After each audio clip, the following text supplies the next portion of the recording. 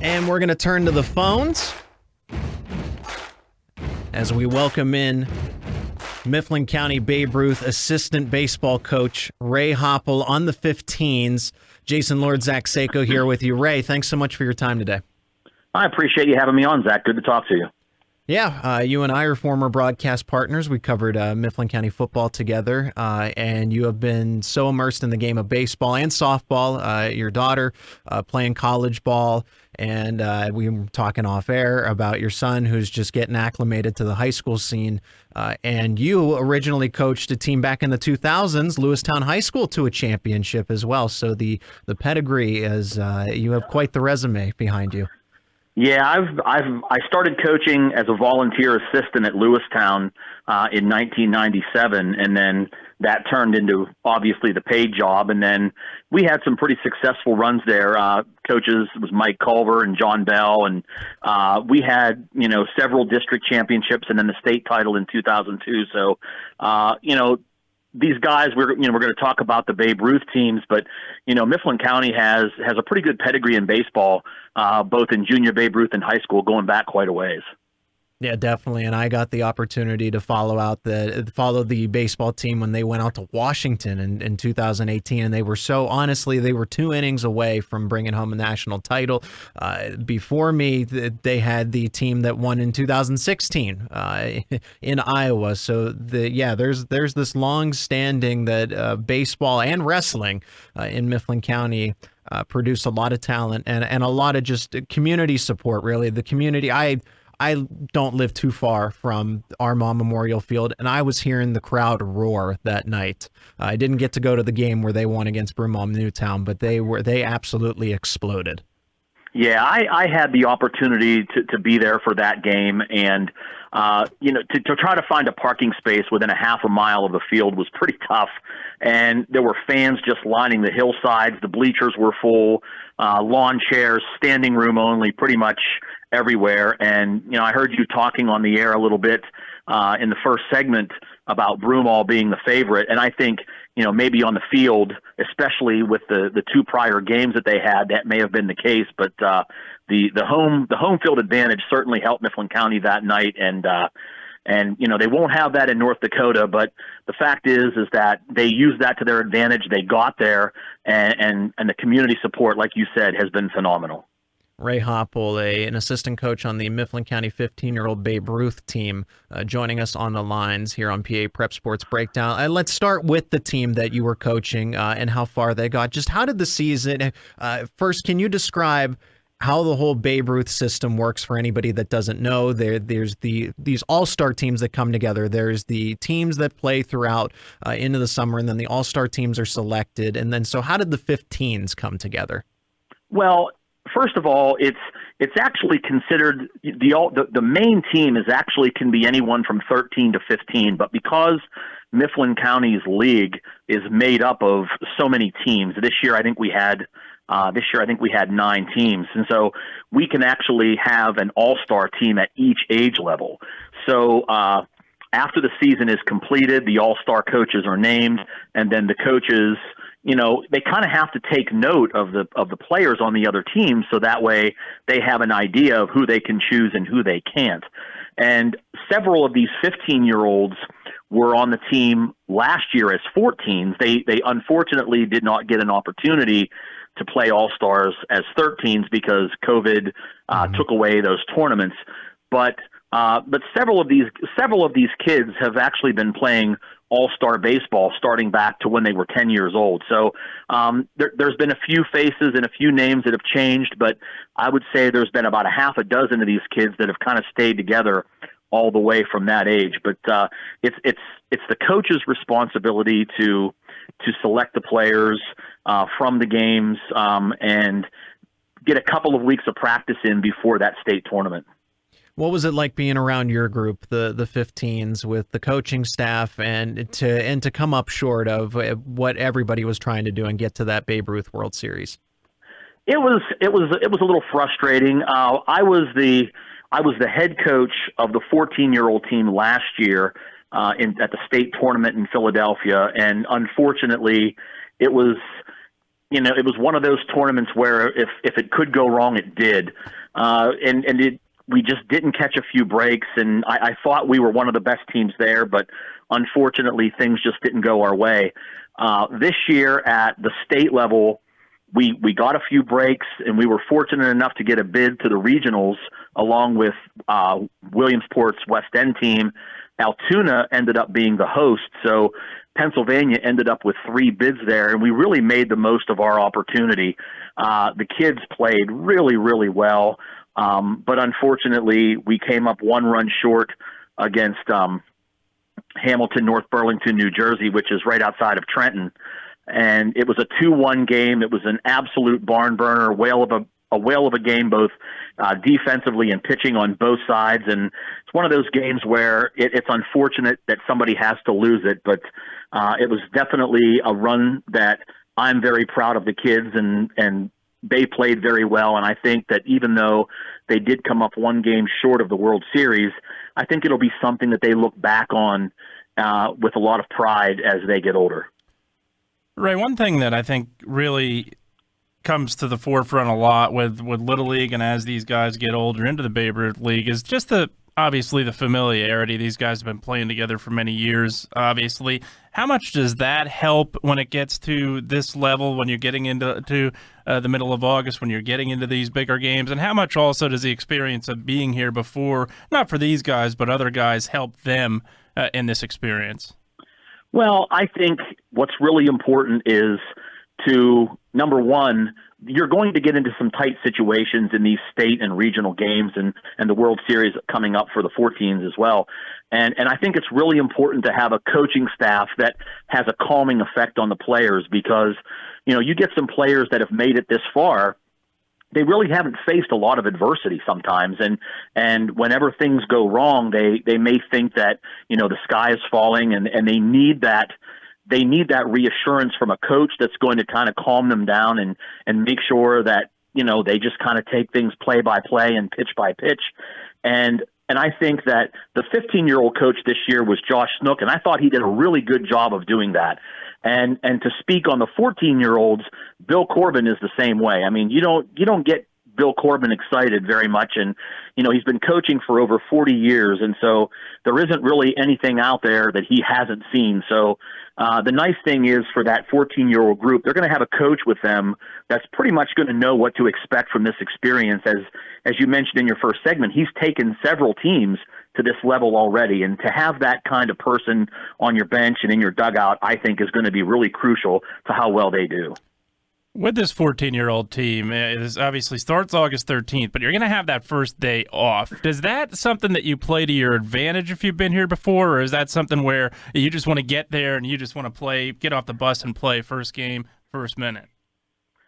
I'm sure they're chomping at the bit a little bit. I think a lot of the players right now, some of them have actually arrived there, but many of them are en route right now. So I'm sure they're getting a little bit anxious. They haven't practiced since, I believe, Monday afternoon. So I'm sure they're chomping at the bit. I mean, if there's an advantage, maybe you get an opportunity to watch your opponent the day before, and maybe that opponent uses a pitcher that might be really, really good that first day, and maybe you see a number 2. But honestly, at this point, you're talking about, the best 8-10 teams or so in the 14-year-old age group in Junior Babe Ruth. So, I mean, these teams are all pretty good. They wouldn't have gotten there if they already didn't have deep pitching staffs and good hitting teams. So I don't know if there's necessarily an advantage other than maybe getting an opportunity to watch your opponent that first day. But I'm sure regardless whether they would play Saturday or Sunday, I would imagine there will be some butterflies and some nerves. And a lot of them play mistake-free baseball at this age and at this level. Ray Hoppel, Mifflin County assistant Babe Ruth, 15-year-old team head coach, or assistant coach, former Lewistown High School head coach, winning a state title back in the 2000s. Ray, what makes this 14-year-old group so special?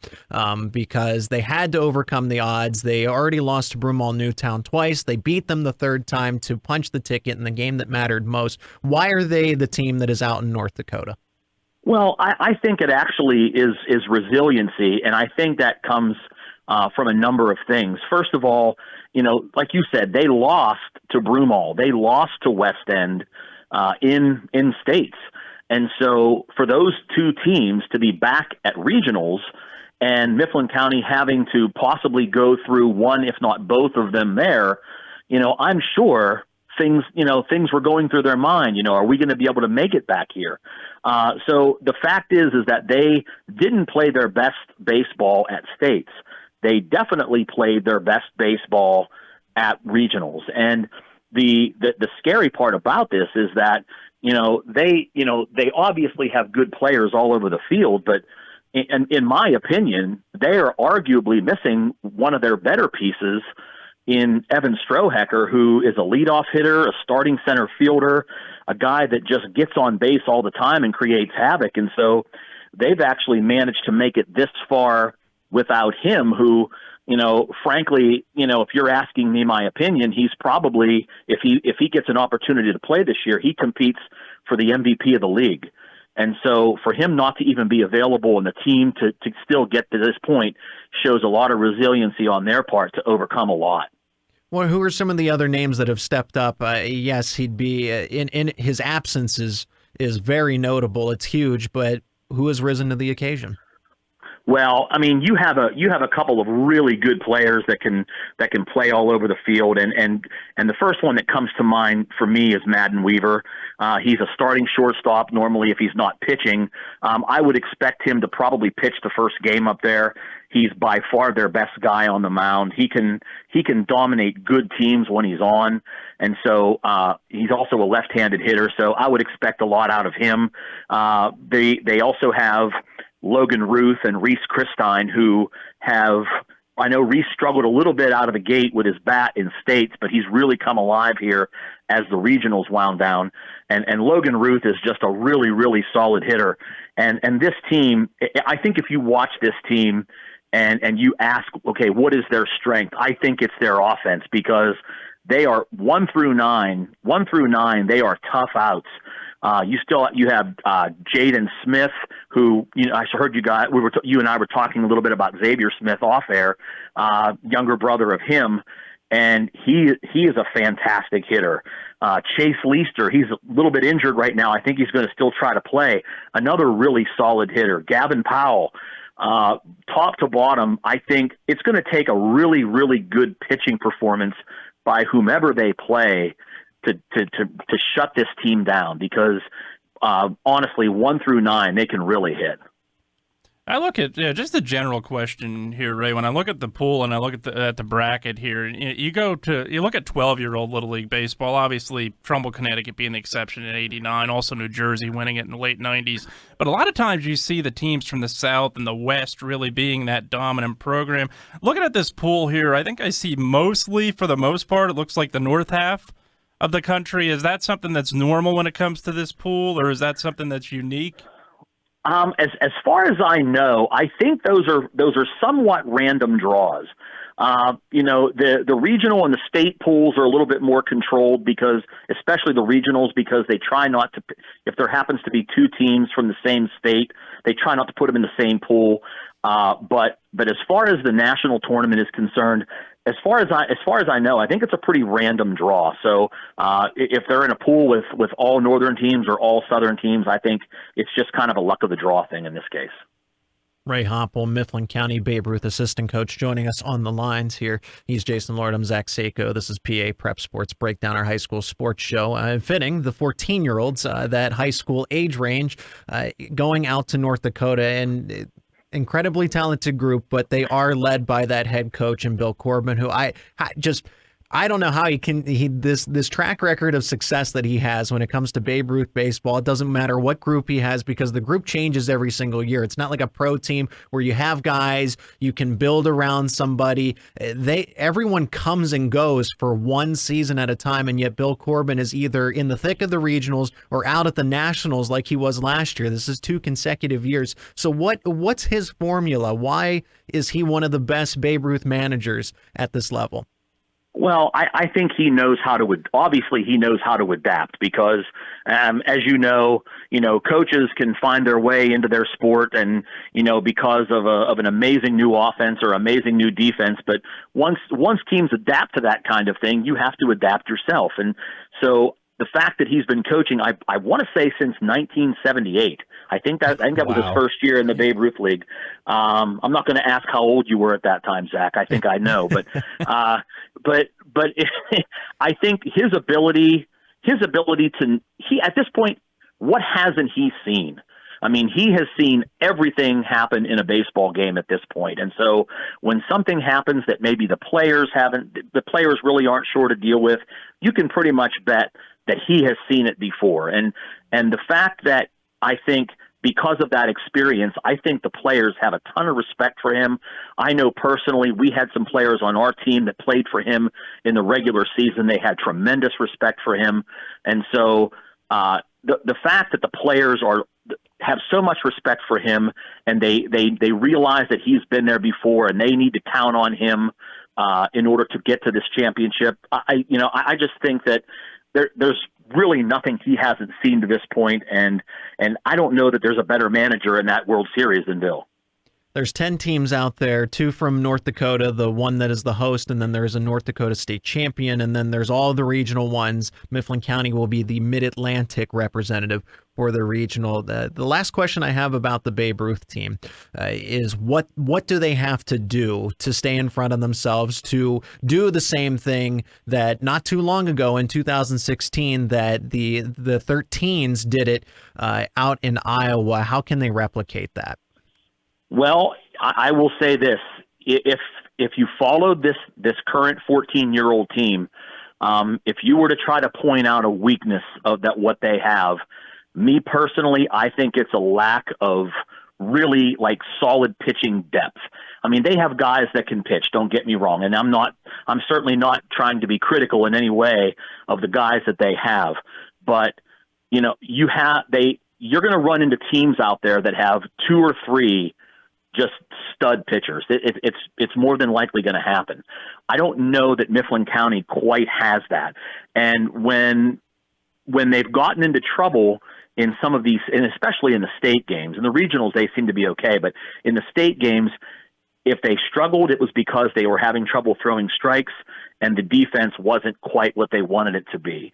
I mean, they're going to score runs. I think I mentioned that before. You're going to have a hard time getting them out because they can hit. But are they going to be able to, if they have one of those games where maybe the pitching isn't quite what they want it to be, or the defense isn't quite what they want it to be, are they going to have enough offense to win a 10-7 type game or a 12-10 type game? I think they do. I mean, they really hit the ball. And so I'm really, as everybody is here in the county, we're really pulling for them and really hoping to see them duplicate the success at the national level that some of these past teams have also done. They start this Sunday. They travel out to North Dakota, Williston, North Dakota, and they have the first day off on August 13th, and they play August 14th for their first pool play game before the bracket. And the way the tournament is set up is you play pool play games, and then whoever has the best record advances into the quote-unquote playoff bracket, and then ultimately the championship on August 20th. Ray, before we let you go, and we really appreciate your time here on an extended segment about all of this, is what's next after coaching Babe Ruth this summer? I know that your daughter has fall ball, playing college softball, but what's kind of to be active around the sports? Is it on hold until the spring or summer, or what are you going to do coming up in the near future? Well, from about January to August is my really crazy time, at least with baseball and softball. Obviously, like you've already mentioned, my daughter was playing at Penn State Altoona, so I was running around to those games, and my son was playing JV baseball at Mifflin County. So, and in addition to that, I also coach travel baseball, the Mifflin County Eagles team. And so that we just finished our last tournament last weekend. So the tournaments have kind of wound down. So my son is going to be, starting soccer here next week. So it'll be nice to be a dad for a while and not have the coach hat on all the time. Don't get me wrong, I love coaching, but sometimes it's pretty cool to be a dad too. And I'll definitely take advantage of that. And then once the spring rolls around, we'll throw the coaching hat back on again. I used to kid with you all the time about how I didn't know when you got sleep, because when we used to cover football games together, you're like, oh, I got a tournament over over 3 hours away tomorrow. I got to be up at 5 or be up at 6, and I always admired how much effort you put into not only coaching but being a parent as well. And quickly, just because it crossed my mind, so I hope you don't mind me asking your thoughts on the football team for Mifflin County going into the fall with the new coaching situation.